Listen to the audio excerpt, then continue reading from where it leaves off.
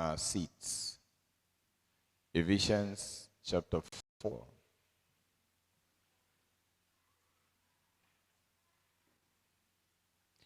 Ephesians chapter 4, I will read Ephesians chapter 4, verse 1. This is our life in the present, and it in no wise reduces the impact of what we are supposed to know. Ephesians chapter 4.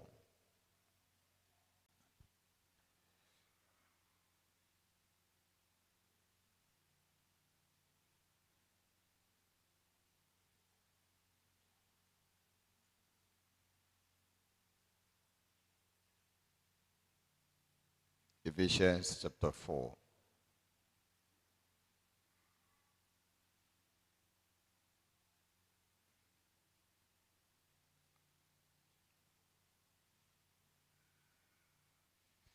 From verse 1, the Bible, a prisoner of Yahweh, beseech to judge you away from you. You are the one putting. You are your sickness, you are your health, you are the provisions, you are the favor to yourself.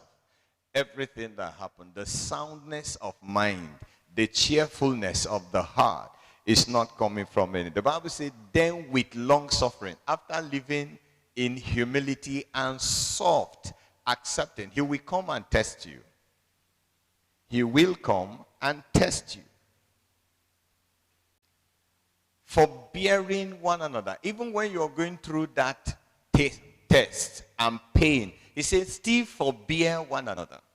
That's patience. Are you following me? Because sometimes you say, I've done so much. Everything is coming my way. Am I the only person?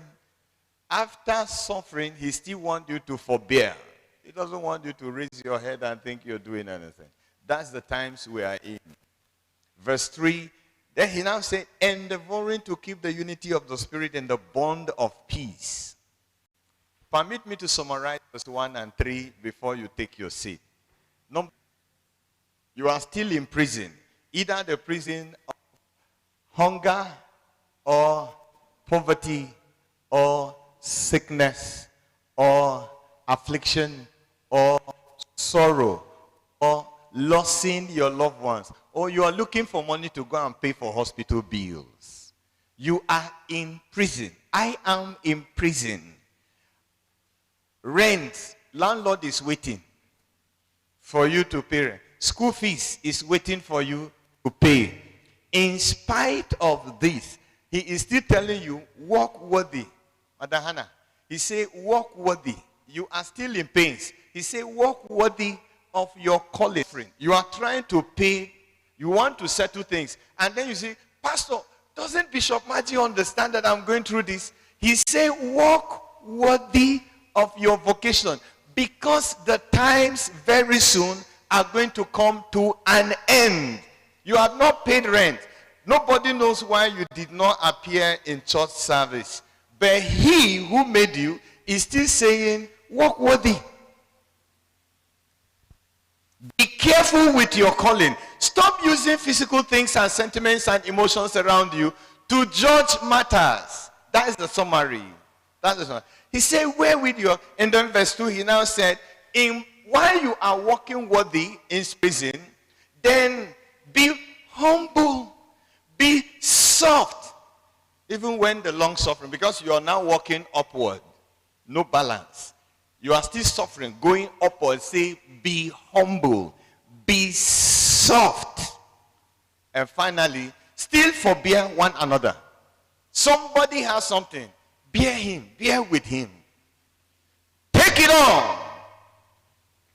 Verse 3, of the Spirit in the bond of peace. Then I hear the Spirit of the Lord say to me, Joseph, his brothers hated him.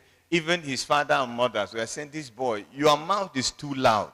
The boy kept quiet until he saw himself in Egyptian prison. The prison in your family is not enough. You now say, let me travel to Dubai. As you land Dubai, they arrest you at the airport, put you inside prison. You become angry with it, but the Bible is still saying, walk worthy of your vocation. At the end of the day, who was feeding his brothers in Egypt?